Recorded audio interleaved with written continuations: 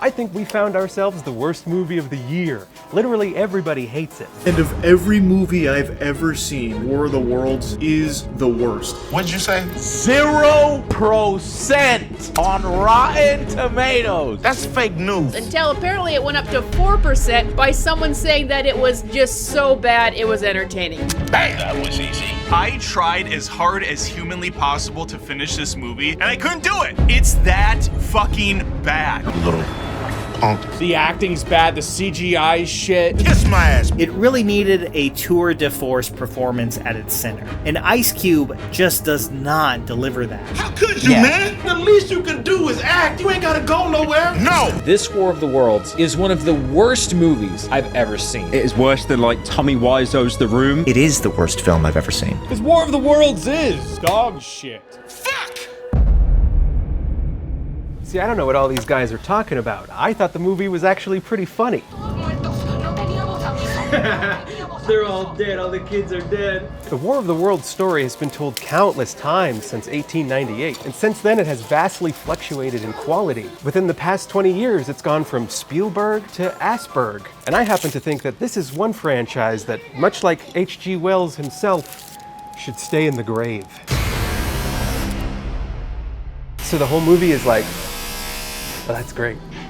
The whole movie is the whole entire movie is like, War of the Worlds was released directly to Amazon and published by Universal Studios. Look, that's the world where they have the war. The directing was done by Rich Lee, who actually directed this very poorly. In all his wisdom, he decided to adopt the Screen Life format.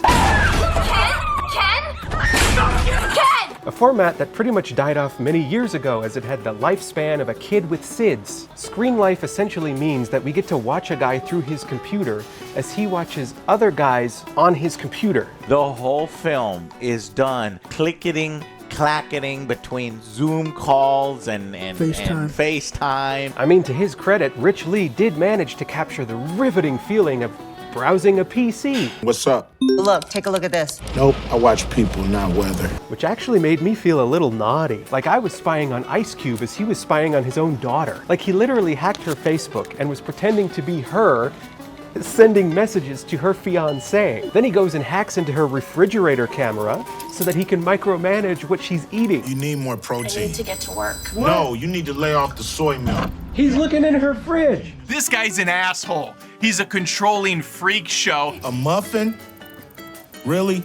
A muffin. I really don't know what they were thinking here with this because it just makes their protagonist instantly unlikable. I mean, he was already unlikable based on the fact that he was being played by Ice Cube, a man who thought it would be wise to name his rapping alias after a cube of ice, something small and insignificant which hurts our teeth, waters down our fizzy drinks, and melts in your hand. Hardly a befitting name of a man who once fucked the police. Fuck the police!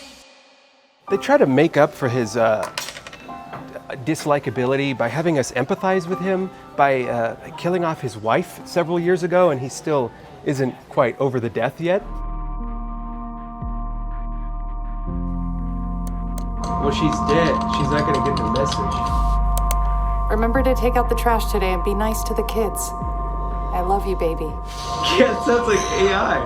That doesn't sound like a woman. So yeah, I actually looked into this, and Erica Radford isn't even like a character listed in the credits, which means an actor didn't play that character. So I think it actually was an AI voice. Remember to take out the trash today and be nice to the kids. I love you, baby. I'm telling you, this movie cut every corner. So Ice Cube plays the character William Radford, a domestic terror analyst, DTA. Anyway, Ice Cube can do anything, so long as it's on a computer. He can hack into any account. He can control any drone, like a true gamer.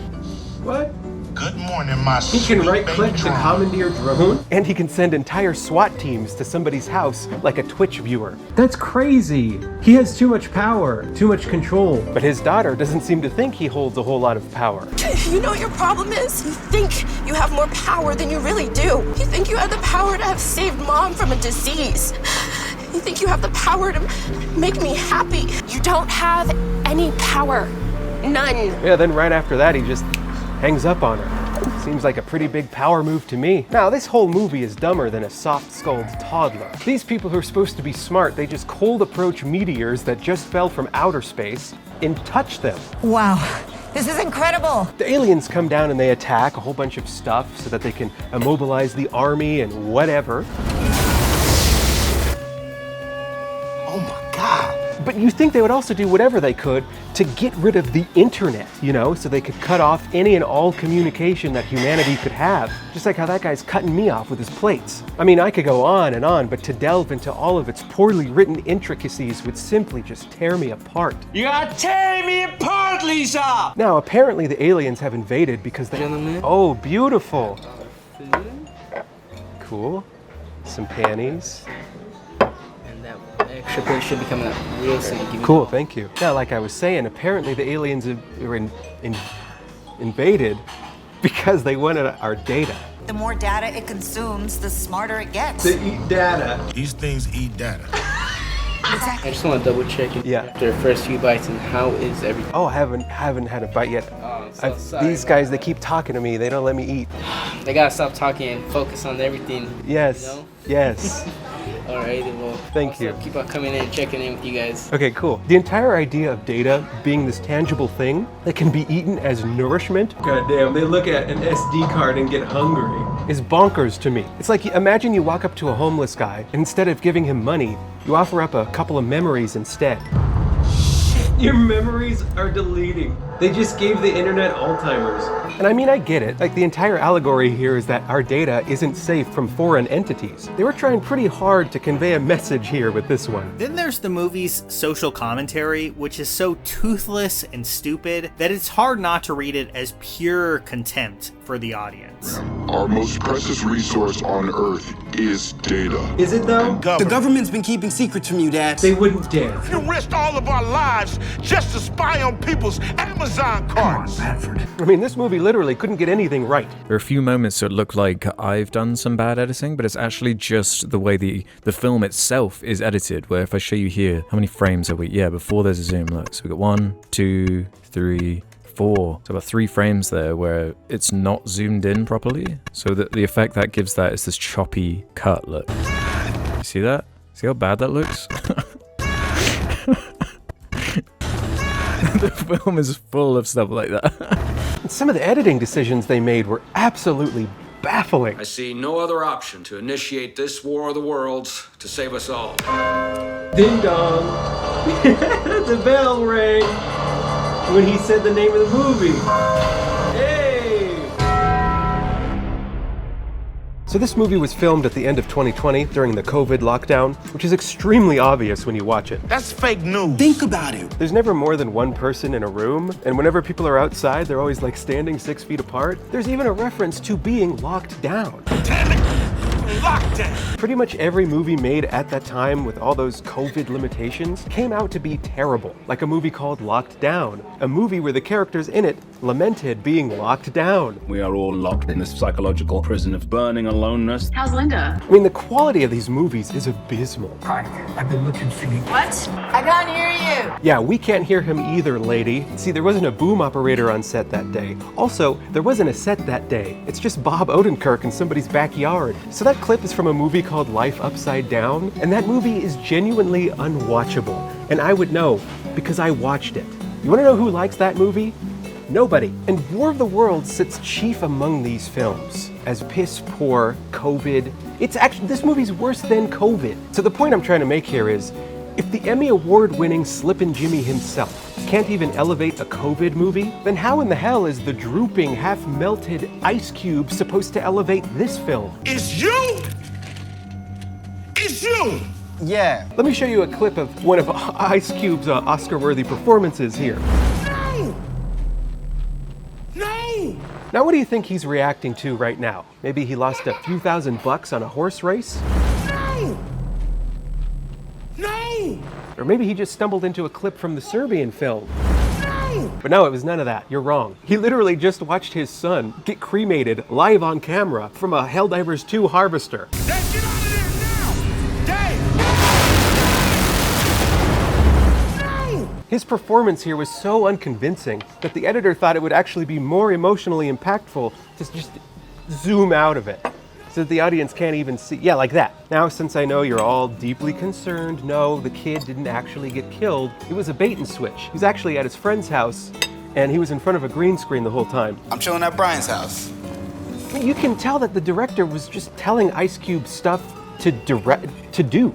Like, Ice Cube did not know what he was doing. I feel like he wasn't as specific, the director, as he should have been. In fact, I don't think any of the actors were ever even like in a call together. It didn't seem like they were reacting to one another. The biggest issue is that none of these conversations feel believable. That matters in any movie, but it's especially important when it comes to like a Zoom meeting movie like this. And man, that's just no way to make a movie. There are times where they make the footage of this movie look choppy on purpose. Yeah, so that they could dub over the dialogue. I want this to be clean and surgical. We don't know who these hackers are, but we know what they're capable You of. see that? And he's probably not even saying that at all in that take. But if they make it look that choppy, then they can just do a voiceover and have them say whatever they want. God damn, they're clever. They thought of it all. And you know, a good 20% of the movie is pretty much just stock footage. So this movie was finished 4.5 years ago. And then they shelved it for 4 years, and for whatever reason, they waited until now to release it. Which doesn't make any sense to me, because had it released among the sea of offered COVID movies back then, it would have been received a lot better. Probably wouldn't have even been noticed. But now it feels like they're 5 years too late. Like I said, they directly reference being locked down. There's an awful lot of talk of viruses in it. All right, we got the rabbit virus. Sending it to you now. And it's got several black lives in it, some of which mattered. It's a time capsule that was released 5 years too late. I have a conspiracy theory. I have information I think you might want to know. Not now, Dave. Maybe they waited until now to release it because they knew what this movie was. They knew that if they had released it back then, it probably would have been dismissed. Just like Locked Down or Life Upside Down or any of those dumbass COVID movies. Because I mean, the idea of releasing it today is bonkers, right? I mean, how is everything? Oh, we're pretty good. Wonderful. Are they still letting you eat? They finally let me get a couple bites in, yeah. Wonderful. I'm so glad you gotta have that fuel to talk, you know? Yeah, I know. They wear me down. I know, man. Such a difficult job, though. It's very hard. Thank you for saying that. Yeah. Of course. Please enjoy, you guys. Okay. But see, that's why they released it today, because it definitely would have gotten more attention today than if they had released it way back then. But you know what? Hey, that's just a theory. But also, Amazon definitely knows how to promote themselves.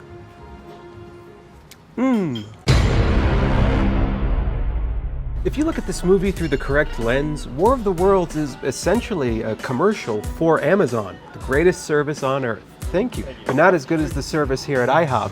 Thank you so much. I try my best for you guys. You do great, because if it weren't for Amazon, humanity would have lost the War of the Worlds. But to me, the fact that the sponsor is so blatant and distracting is part of what makes it funny. I mean, besides, y'all know I love me a good, clean sponsorship. Remember Cash Giraffe? You guys love Cash Giraffe. Now, I'd like for you guys to meet Mark. Mark, good man.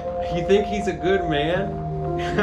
He's an Amazon delivery driver. At one point in the movie, Ice Cube's pregnant daughter, Faith, goes outside during an alien invasion. What are you doing outside? And falls onto some rebar or something. There's a hilarious part where his daughter gets embedded with some rhubarb. Oh, sorry. I mean, she fell on some rhubarb. So Ice Cube hacks Mark's van to talk to him. Mark. What?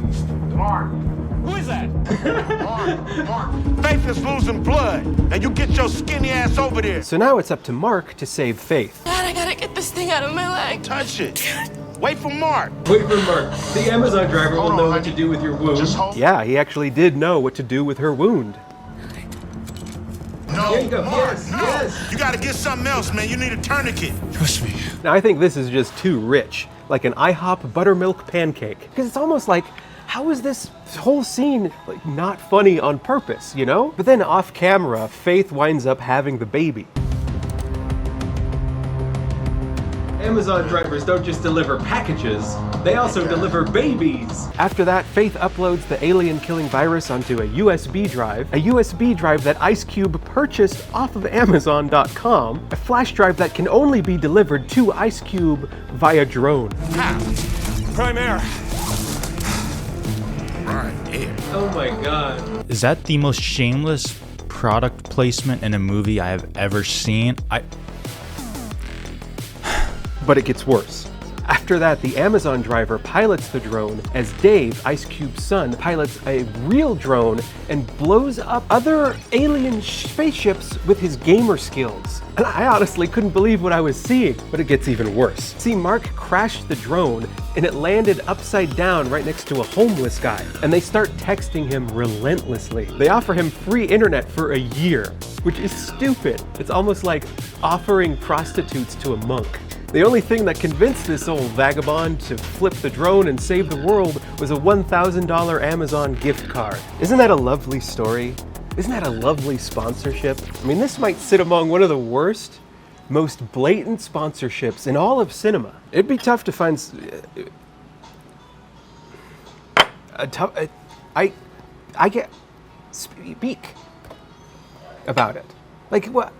I mean, the whole movie is so absurd that it really does feel like a comedy. We just have a perfect combination of ingredients to make a funny comedy. This is like the best comedy of the year. I think that this entire movie, from its conception to its birth, was a profoundly stupid idea. Now, I do understand the desire to sort of want to modernize this story as they've done with War of the Worlds in the past. And I guess they did kind of try here, right?